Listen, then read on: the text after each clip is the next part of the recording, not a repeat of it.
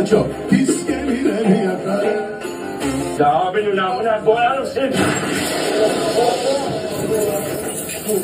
Şimdi 3'e kadar sayacağım. Söylediniz. Ha söylemediniz. Bu mekanı sizinle beraber yakarım. Burada! Ateş etmeyin!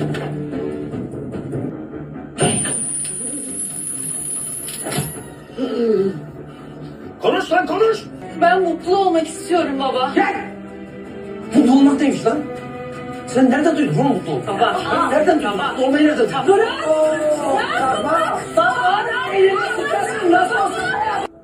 Mutlu olabilseydik yani.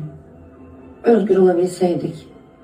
Ne bileyim, sinemaya gidebilseydik, sahilde el ele yürüyebilseydik. Saatlerce sohbet edebilseydik özgürce.